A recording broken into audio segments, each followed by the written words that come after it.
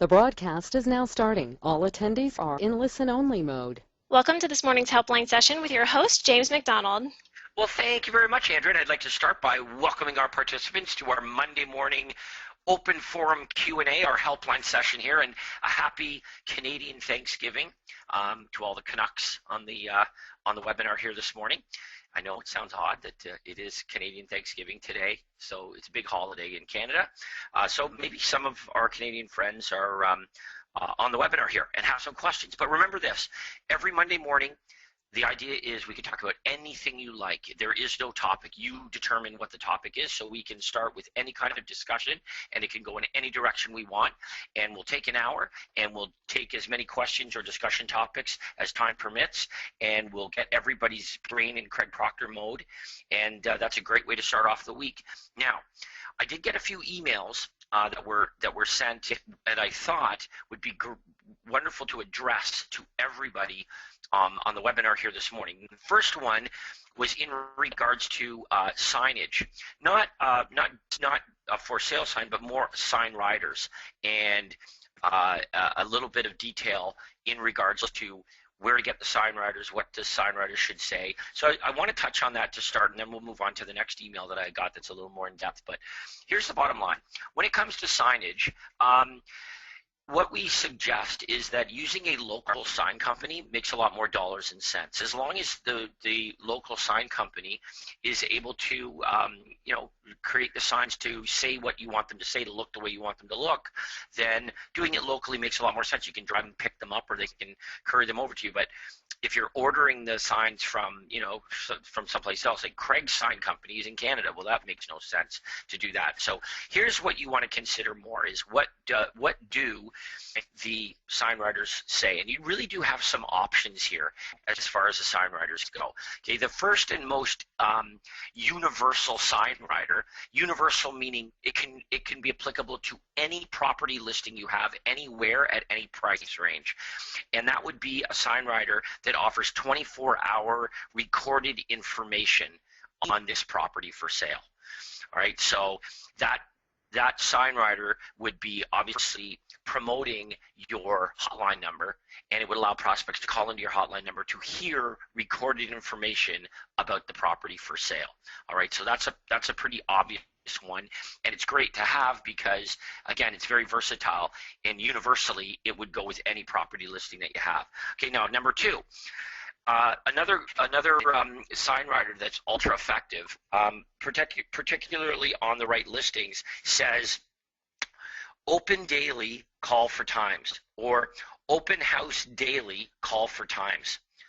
And if you really think about it, the property can be open at any point in time. If a buyer calls you and wants to schedule a showing for that property, at any time throughout the day, they could call you and you could set that up. So is it open daily? Yes, absolutely. Is the house open daily? Yes, it is. But I want you to think of the perception from the buyer prospect.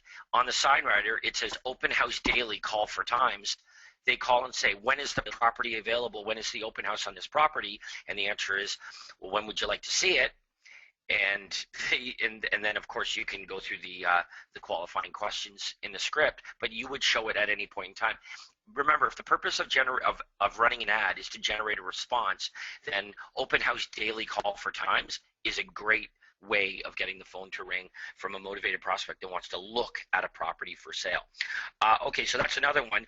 And then of course the third sign writer option that you have is a unique selling proposition. Now, really, the 24-hour hotline is a unique selling proposition. We would classify that as a service USP. The fact that you can call and get 24-hour recorded info on a property for sale, that is a service USP. But let's talk more about a performance guarantee on your for sale sign. And of course, the performance guarantee that is the best performer that Craig used very successfully, as do many of our platinum students for many, many years, is move up to this home and I'll buy yours. Move up to this home and I'll buy yours is really effective in two ways. One, it's a great USP for a prospective buyer with a home to sell. So if it's in a move-up price range, in other words, if the overwhelming majority of the buyers that would be interested in that property have homes to sell, they're not first-time buyers, that's a really powerful message. Move up to this home and I'll buy yours. But it's also very attractive to the other prospective sellers in the neighborhood who are considering putting their home on the market, are noticing all the for sale signs, which are all identical except for yours, because yours says, move up to this home and I'll buy yours. And they look at that and they see that as a tremendous advantage, and they say, I want that one. And so indirectly, that sign writer becomes a listing tool, a lead generation tool for other prospective sellers in the neighborhood. So as far as sign writers go, those are the three things that you want to consider. Number one, we want to have a 24-hour recorded hotline. All right, that would be one option. 24-hour recorded information on this property for sale, your 1-800 number with the ID code. Next, open house daily, call for times. And then number three, a unique selling proposition, a performance guarantee that acts not only as a lead generator for buyers, but also as an attraction for other prospective sellers in the neighborhood that see the for sale sign, like move up to this home and I'll buy yours. Okay, so anyway, that's it for that question. Hopefully that was answered sufficiently. Now, I had another question here from one of our coaching students who is generating leads, and they've done a lot of different things to generate leads. And I'm not going to use any specific names, but this is good because it's applicable to a lot of you, particularly those of you who are newer, starting over the last few months here.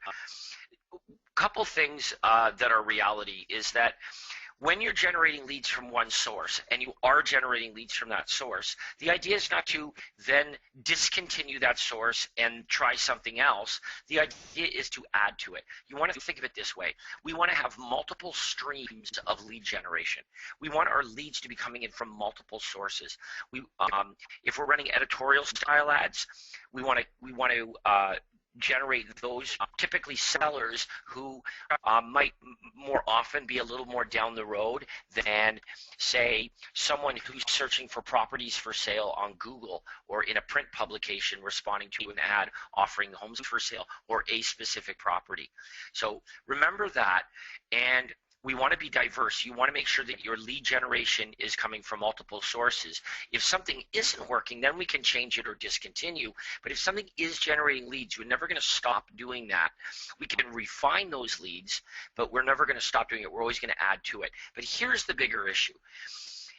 Instead of trying each one and they successfully generating leads and then determining, well, I'm not converting those leads, so I'm going to stop doing that and I'm going to do these leads. And then when you generate leads from that source, you also don't convert those leads, so you quit that and then move on to another source, generate leads from that source, determine you can't convert those leads into sales, quit that and move on to something else.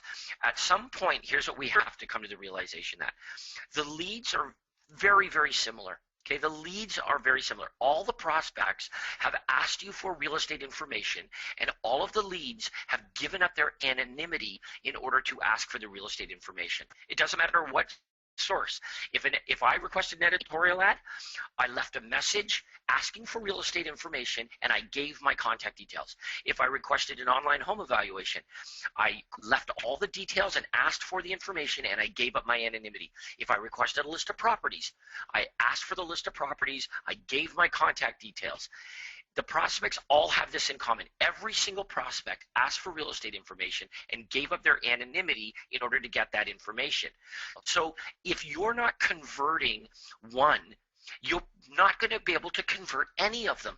All we're doing is we're looking for a lead source where the fish jump into the boat, and we're never going to find it. What we need to do is shift gears here. So here's my advice to this member.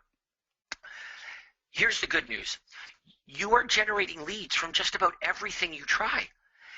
Whether it's editorial style ads, whether it's Z-Buyer, whether it's direct mail, online home evaluations, everything you're doing is successfully identifying prospects.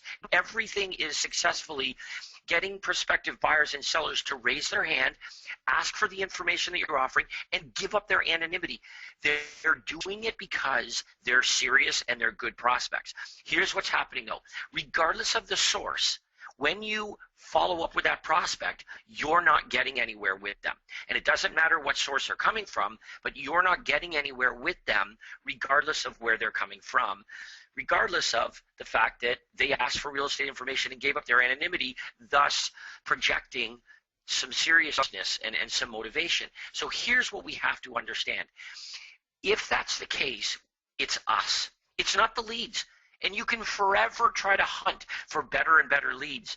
But here's the deal. If we don't do and say the right things to the prospects are all going to appear as though they're less motivated than they actually are. So you must put 100% of your focus into two things. Number one, and most critically, is your lead follow-up using the universal callback script. If I were to role play with you the universal callback script, what I would find is that it's very lacking. And if it's very lacking, then two things are a problem here. Number one, we don't successfully determine the timing or motivation of the prospect. We let the prospect tell us that they're not interested, which is what they'll all tell you if you let them. Right? May I help you? No, thanks, just looking. Oh, you're just, okay. Well, have a great day then, bye. Another bad lead. But they're not a bad lead. We just didn't do the correct things. We didn't say the correct things to determine the timing and motivation of the prospect. So this is critical. Using the universal script, we must be good at asking the right questions, listening to the answers, and not letting the prospect just say to us, no, I'm not. I was just curious. Of course they're just curious. Everybody's just curious. I was at the mall, the outlet mall yesterday, and when a salesperson said, may I help you? I said, just looking, even though I bought stuff. So yes, that's what we do. We go to the car dealership and say, just looking. Then we buy a car. It's normal. Of course, they're all just curious. They're curious because they're looking to buy or sell. That's why they're curious. So we've got to be really good in asking these probing questions in the universal script. Number two, we have to become really effective at making the offer so that the prospect is able to focus on the benefit of the offer and want it. And if the prospect really understands the benefit of the offer you're making, and they want it, then booking the appointment to get it is easy. But if they really don't understand the benefit of what you're offering, they're not going to book appointments with you. And that's the challenge. So I guess what I'm saying is this. If you're generating prospects, if you're not generating prospects, then obviously that's the problem. But if you are generating prospects, and better than that, you're generating prospects from multiple different sources, print advertisement, direct mail, online stuff, that's such good news. That means what you're doing is generating a couple of prospects every day. 2-3 leads a day is over 1,000 a year. So we've got ample leads to work with. Now what we have to turn our focus to is doing a really good job of using the universal callback script to determine the timing and motivation of these prospects, all of whom are going to tell you that they're just curious and they're just looking. But they're not. The overwhelming majority are not just curious and they're not just looking. The reason they gave up their anonymity is because they were more than just curious. Curious you might do without giving up your anonymity. But when you give up your anonymity and give your contact details, the reason you're likely doing that overwhelmingly is because you're a serious prospect. So we've got to have that correct mindset, and we've got to do a much better job of asking the right questions in the universal script, listening to the answer, and then getting really good at booking these appointments. And then the second thing we have to become really good at is the appointment itself. So our member did convert a couple of listing appointments, and in both cases, the appointments were way premature. So yes, they are selling, but they're not selling for some time now. So two things with that. Number one, that's the fault of the universal script. The universal script isn't designed to book an appointment with everyone you can. It's designed to book an appointment with everyone you should, right? So if the prospect isn't selling for 6 months, then you shouldn't book a listing appointment with them. But we also have to be versatile in that we know we can pivot. Are you staying in the area? Have you started looking for a property? Because if the answer to that question is yes, then you can convert them as a buyer. If they are your client by signing a buyer contract, you're going to get their listing when the time is right. So to leave empty-handed is many times unnecessary. So all of these things are what you need to consider, but the bottom line answer is this. Once we determine that we can generate leads, our focus must go completely to lead conversion. And lead conversion in two ways. One, universal script. Two, face-to-face, being really effective with the buyer and the listing presentation. Okay, that was kind of a long answer, but I think that might be applicable to a lot of you on the webinar here today. Andrea, we have other questions I know that have been emailed in or entered into the chat. So why don't we start taking some of those, and we'll just take as many as time permits.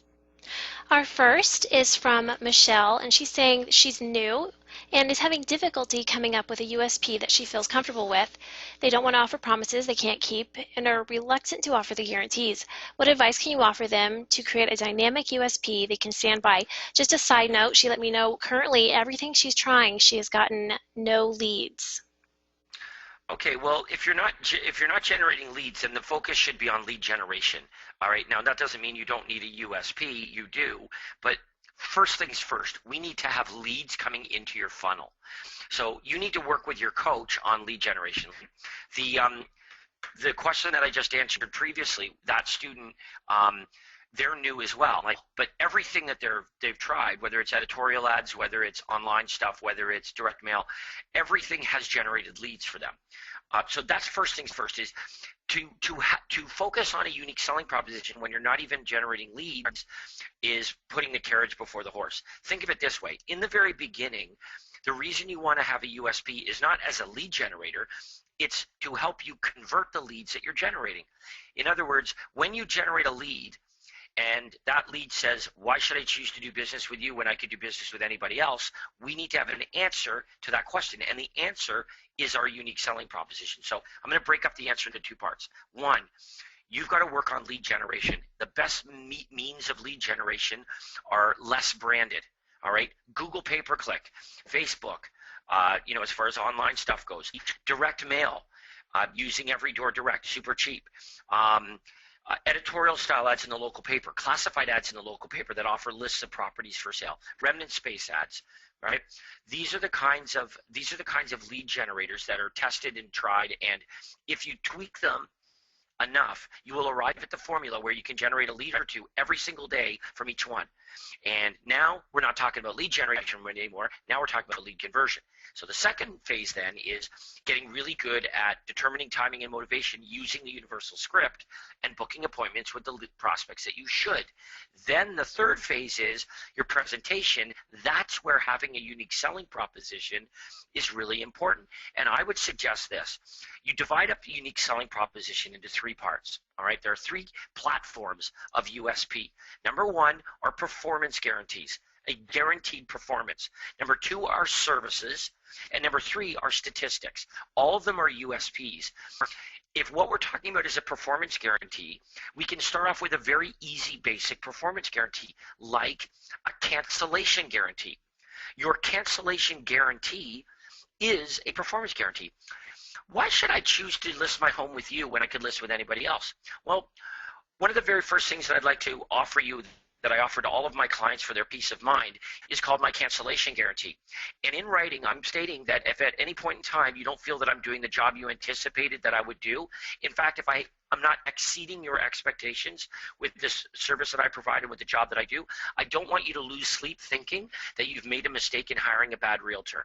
I offer this to you because I know that I will exceed your expectations, and this will give you peace of mind to ensure that I do. And by the way, out of curiosity, did any of the other agents that you interviewed offer a cancellation guarantee as well?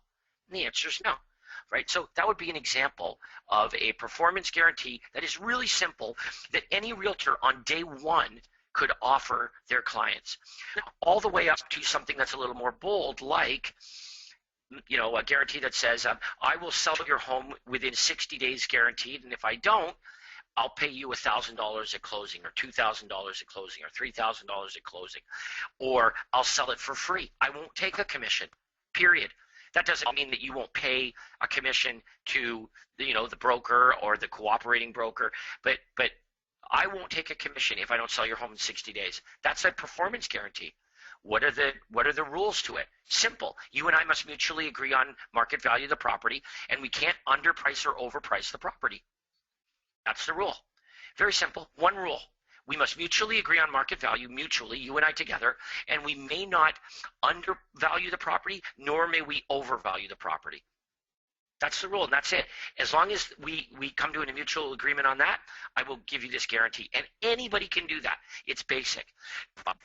What a lot of our students mistakenly think is that a guarantee means the guaranteed sale program.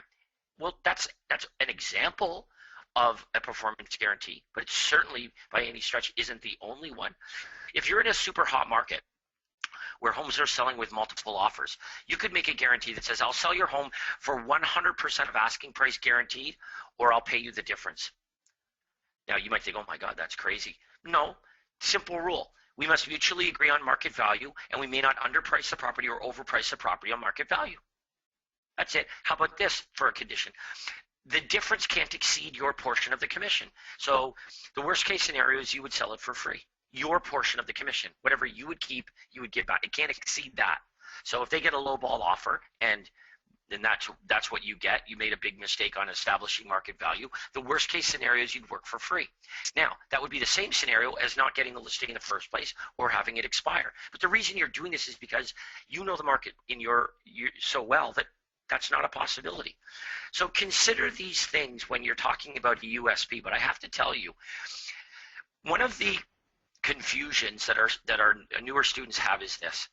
There's a difference between having unique selling propositions and advertising unique selling propositions, right? The way we start is you're going to use your unique selling propositions verbally. It's free.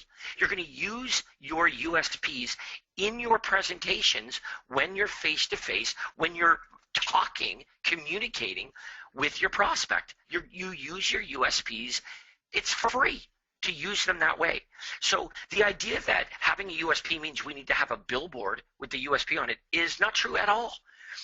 We are going to get to the point where we can promote our USP, but only when that time is appropriate. And when would that time be appropriate? When we're already generating leads from less branded sources. So we already have a funnel, all right? We have a funnel. And the funnel brings in leads every single day. We have the skills to determine timing and motivation and convert those leads to appointments. When we have the appointments, we have a presentation that defines all of our USPs, sets us apart, and procures listings and buyer contracts. It is at that time, now we're making money with our funnel. Now we can start to promote branded advertising that promotes our unique selling proposition. And preferably, if we're talking about promoting our unique selling proposition, preferably we would be promoting a performance guarantee, right? So some kind of guaranteed sale program, right? That doesn't mean it necessarily has to be I'll buy your home, but some sort of a guaranteed program that other realtors aren't offering that would really set you apart in your community. That's a great question, Andrea. What do we got next? Our next question is from Ellen. Hold on one moment. It says, what do you suggest we say if a prospective seller or buyer client asks us how many prospects we have sold in their particular neighborhood if the answer is 0? Okay, so you very likely work for a company. It's not a guarantee, but let's play a hunch here that you work for a company, and that company has sold homes in that neighborhood, perhaps. Then you would be able to use the word we have sold and insert number here, right? You work for a company. So what you would do is you would use your company in that circumstance. Now, let's say that that's taken off the table.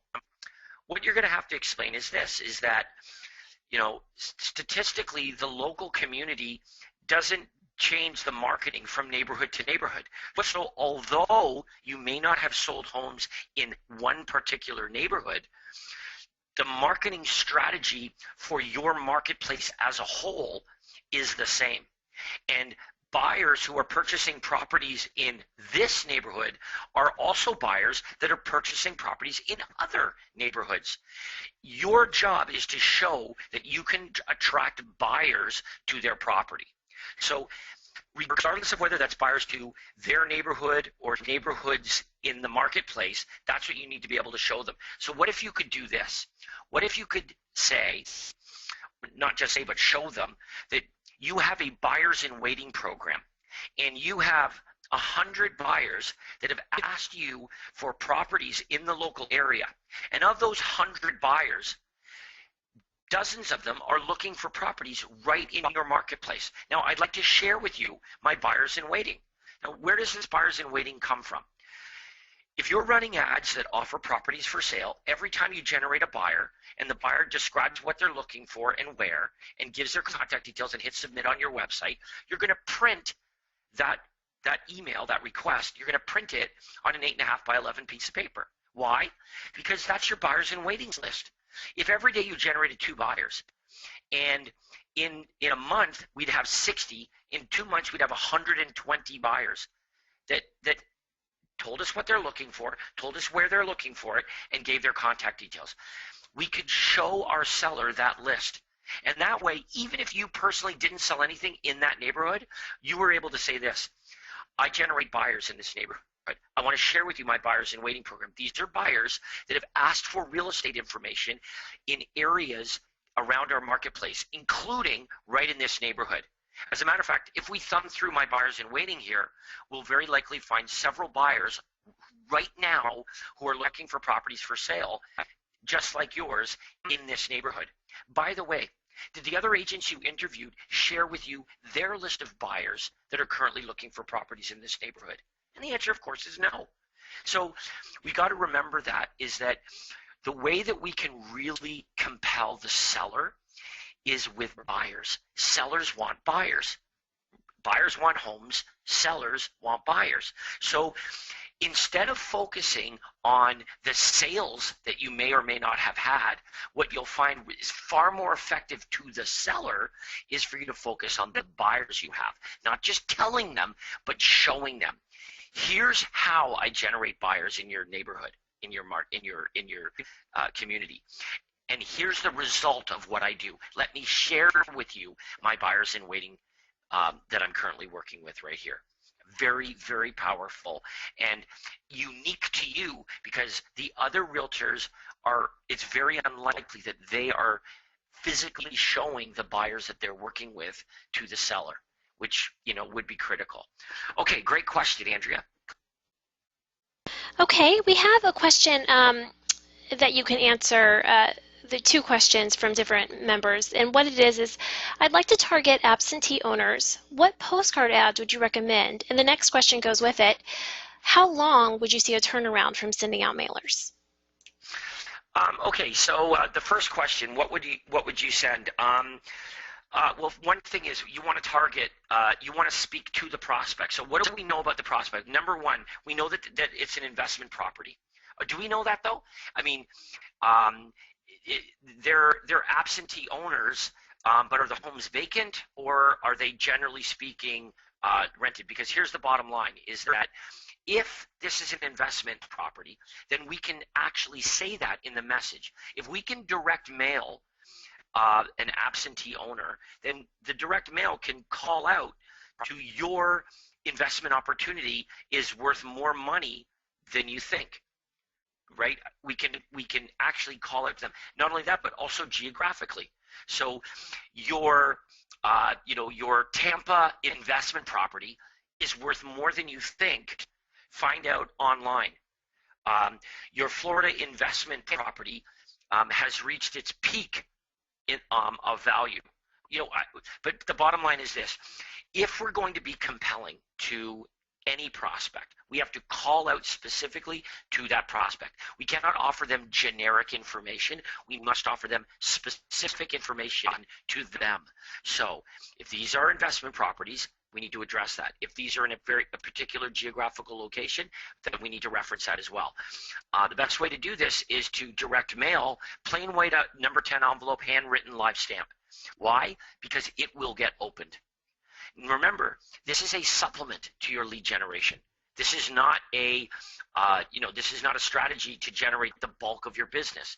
This would be a supplement to your lead generation, if there are plenty of them. Now, the next question was about frequency. How often do you send this? And this is true with any direct mail campaign. Doesn't matter whether it would be absentee owners or otherwise. There is a optimal frequency in sending out direct mail, whereby sending them more frequently will not yield you any better response than sending them out less frequently. So in other words, if I sent out postcards every week, and every time I sent them out, I generated 5 leads per week. But when I sent them out once every 2 weeks, I generated 10 leads. Does everyone understand that that's the same? In a 2-week period, whether I send them out every week or every 2 weeks, I generate 10 leads. But the difference is it's way cheaper to send them out once every 2 weeks than to send them out every week. It's cheaper, but it's the same result. So if I sent them out every week, I got 5 leads every time, or I sent them out every 2 weeks and I got 10 leads, then sending them out 2 weeks would make way more sense. Now, what if I then said, well, wait a minute, I wonder if I sent them out once a month, if I'd get 20 leads. If we sent out the exact same mailer once a month and it did yield 20 leads, then sending it out once a month would be optimal, would be way better. It's cheaper to send it out once a month, and it would yield exactly the same number of leads as sending it out every week or every 2 weeks. So, but what if that didn't happen? What if we sent it out once a month, and when we sent it out once a month, we still only yielded 10 leads? What would we know? Right? We didn't yield 20. We only yielded 10. That means sending it out every 2 weeks, we could generate 20 leads a month. Sending it out once a month, we only generated 10 leads a month. So obviously, sending it out every other week would be better. The bottom line is this. We're going to track our response. We're going to track it. And in tracking it, we're going to know the optimal frequency of how often to send our message, how often we need to run our ad, how often we need to direct mail. And the response will tell us that when you do it too frequently, all you're doing is adding expense. You're not yielding any more results. Once we hit that number, then we know this is the optimal number of times to send this message. So kind of a long-winded answer, but I hope I made enough sense of that to you. I think once you understand the concept, it does make logical sense. All right, Andrea, who's next? Our next question comes from Bertrand, and she was at the Toronto Super Conference and saw a USP that one of our coaches used. It was, buy this house and I will sell yours for free. She says she really wants to use it and wants to know how it works. Okay, so buy this home. Okay, so number one, the condition is you have to be buying one of your listings, which means you are going to double end your listing. All right, so you're going to double end your listing. Now, so that's the benefit to you, is that if you move up, you're moving up and you're purchasing my property, then you're going to double end that commission. But what you're also saying then is that you're going to sell their home for free. Now, remember, they're buying a home of greater value. It says move up to my listing and I will sell your home for free. Now, here's the condition is your commission is free, not your broker's, not the cooperating broker. In other words, they're still going to pay a commission, just not to you yourself. You're going to give back the commission. And the commission is going to be smaller than the two other sides because they're moving up to your listing. They're buying a bigger, more expensive home on the other side, and you're getting both sides of their commission. Okay, so in total, there are 4 commission sides in this transaction. You're getting the 2 biggest sides which is the move-up property. You're getting both commissions on the move-up property. The cooperating broker is getting one commission on the lower property, and you're giving back your commission on that property. But I would suggest this. You could certainly try that, but a better way of doing it would be to say, move up to one of my listings, and I guarantee to sell your home, or I'll sell it for free. In other words, you don't want to just offer to sell it for free. What you want to say is this: if I don't sell it at a price acceptable to you, then I'll do it for free. Then my commission is free. If I don't sell it for at least X amount of dollars, then my commission is free. In other words, we don't have to use free as an incentive to do business with us. We can use a result as a reason to do business with us. In other words, you would rather me get you full asking price for your property than to pay me nothing and not get you full asking price for your property. Does that make sense? You would rather I get you full asking price for your property and pay me a commission than for me not to get you full asking price and you to not pay me a commission. You'd much prefer to get more money for your property. So that's how your guarantee should work. It should revolve around a performance, not an inducement to do business because you're getting something for free. But anyway, that's how that one works. What's next, Andrea? Our next guest or member would like to know where in the library they can find information to evaluate the results of the DISC personality test. Do you know where that is, Andrea? Well, I do know where you go to take the test or send the test. Unfortunately, what I do not know is where you find those results. Now, I've typed it in the file library and nothing came up right away. Well, well, first of all, you know that when you came to the super conference, in your super conference manual, all of the test information is there. Everything is there, right? So when you go to identifying your personality, the tab in your workbook, it's all there. All of the personality types, the DISC, the explanation, how to manage traits, all of that stuff. It's all in your manual hard copy. It's very likely somewhere here as well. But I know for certain it's in your workbook from the super conference, so you can find it there. Our next guest, Larry, if you were not going to advertise on Craigslist or the local paper, does a hotline number have any value for direct mail or online marketing?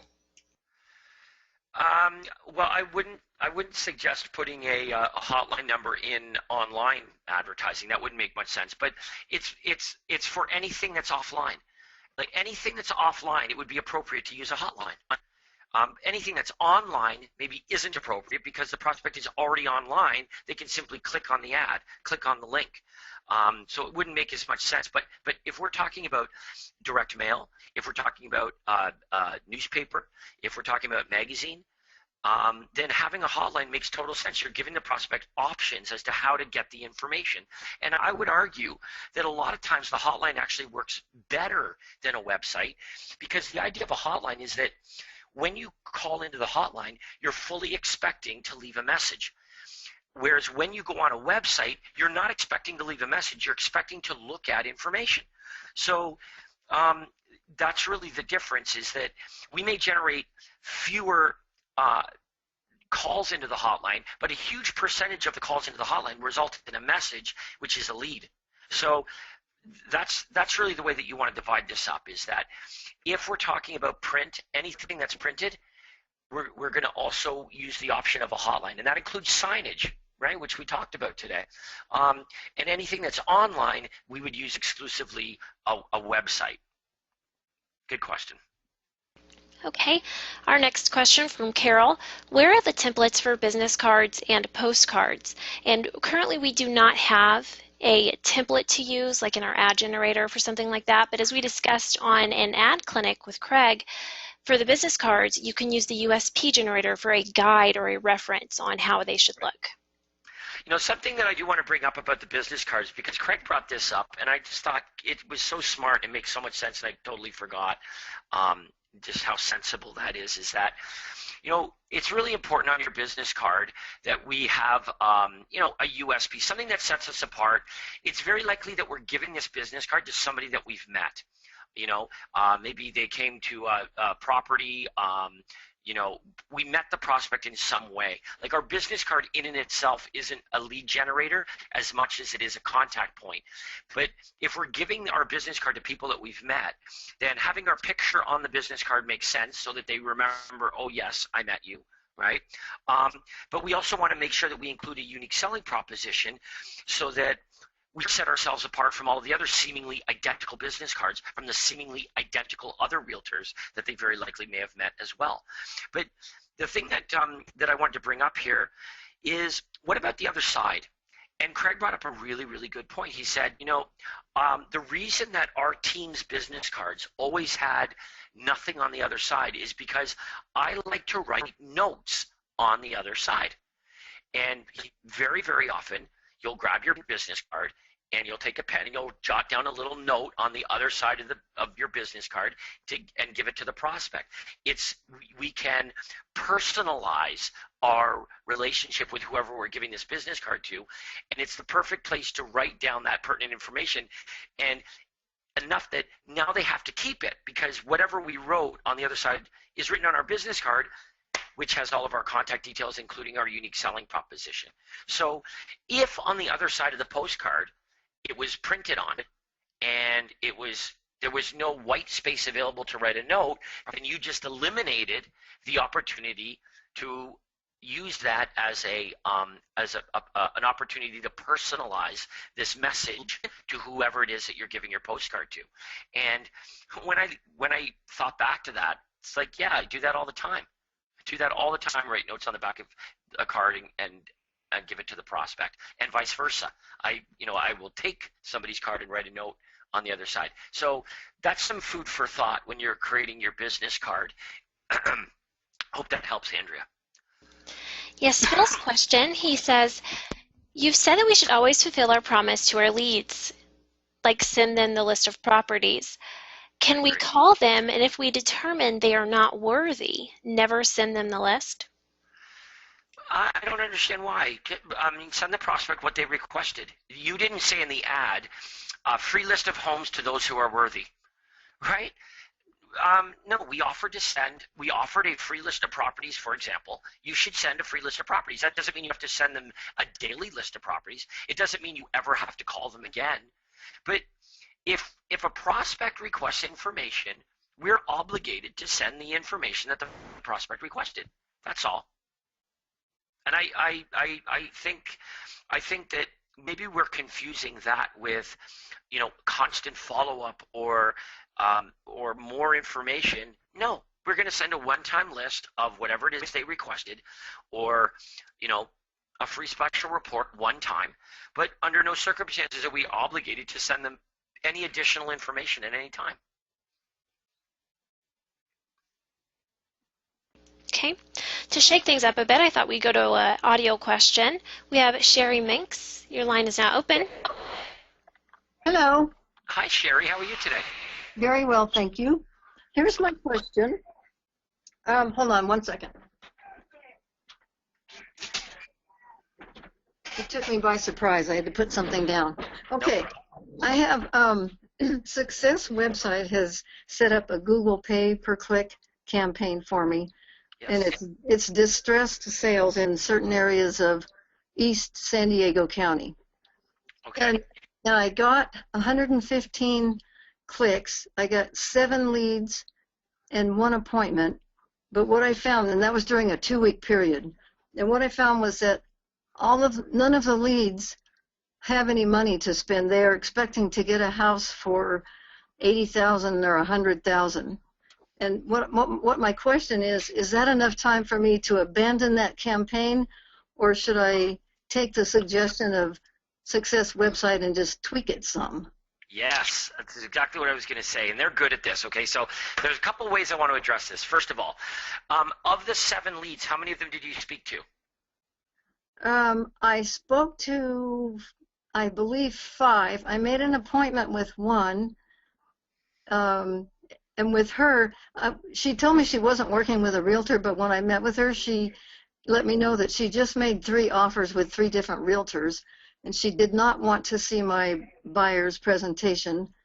But so I gave it to her. I gave her the cancellation agreement and a cash savings buyer guarantee, and she seemed to be impressed with it, but she just disappeared and she's not responding to me now. Okay, well, this is what I'm looking for. Is this the exception or is this the rule? Because if it's happening all the time, then we need to change something.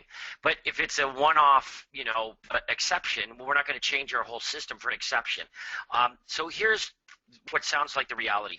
We need to tweak a couple of things here. We need to tweak the ad so that it attracts a more appropriate audience.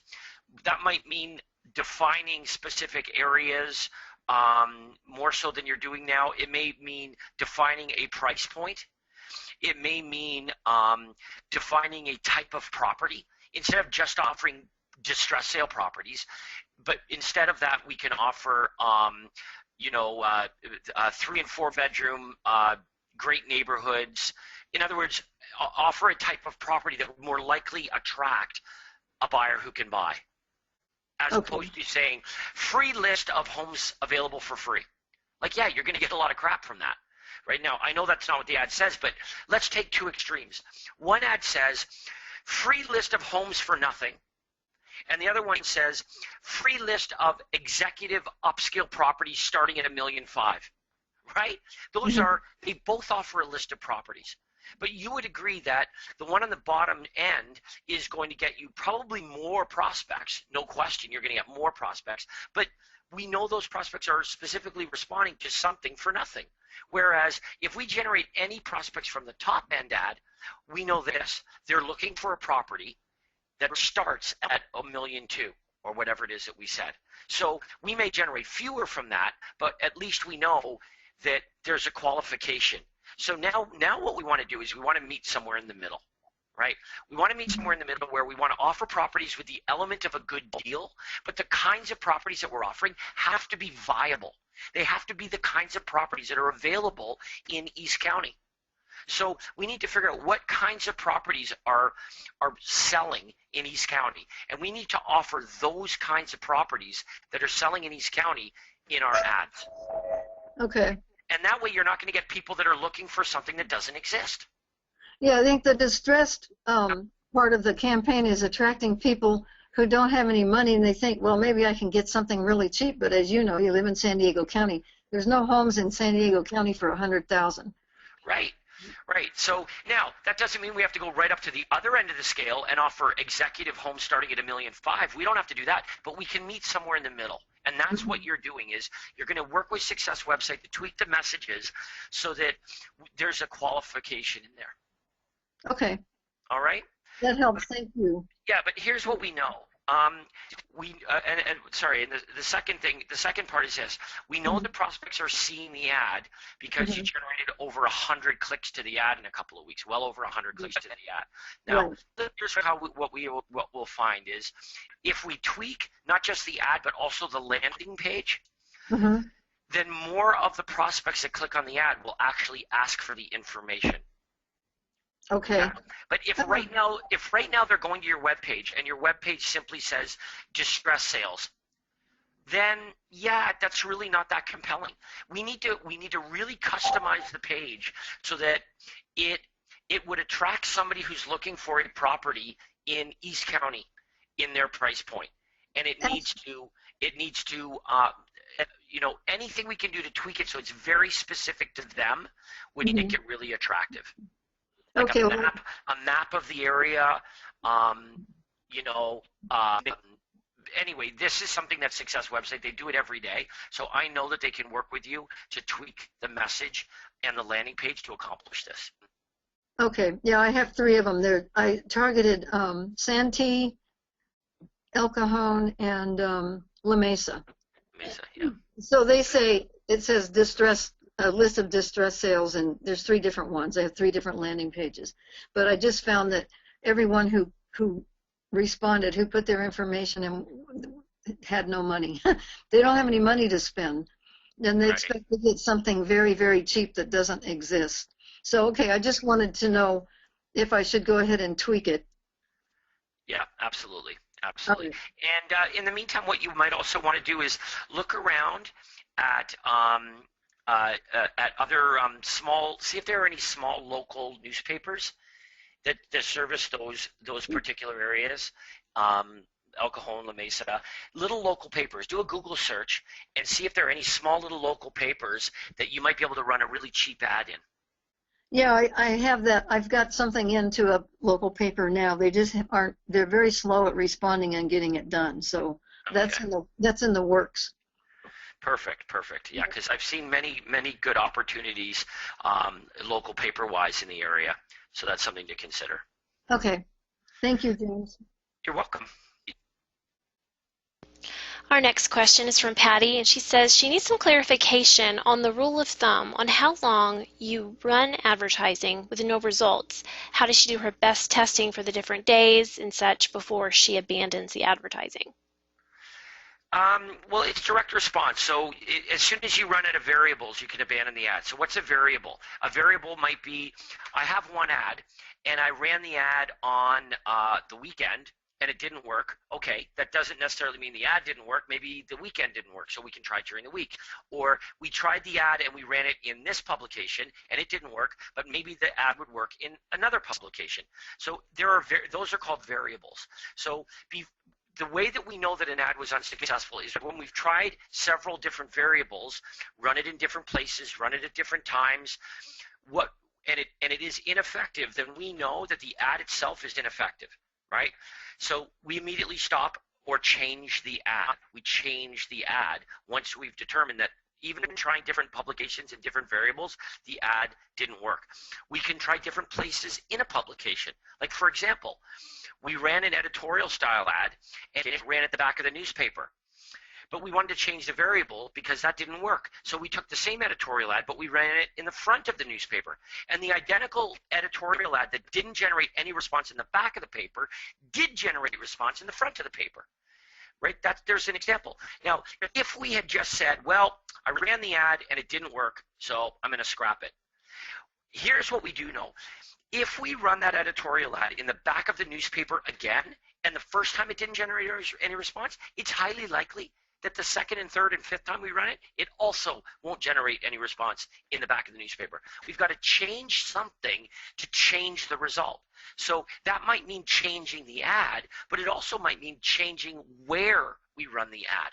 But as soon as we determine that an ad, regardless of where it's run, is ineffective, we stop running it and we run something else. We change it. But first we need to satisfy ourselves that we've tested different variables to know whether an ad is effective or not. But that doesn't take a lot of time. Okay, really good question.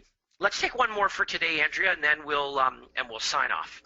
Okay, and just so everyone knows, regarding what James was talking about and testing your ads, next week, session 3, Craig will do a live webinar on direct response marketing, and he will show you exactly how he did all this testing, how you can come up with a spreadsheet. So that'll be very helpful for you to come on to next week. Excellent, excellent, excellent. Yes. Okay, perfect. Well, thank you. I'm sorry, Andrea. We have a question. No. Yes, go. No, I have some questions, but those are best addressed personally, so we can go ahead and end if you'd like to. Perfect. Well, I want to thank everybody, first of all, for posting their questions, whether you email them to me, which is awesome, or you post them in the chat.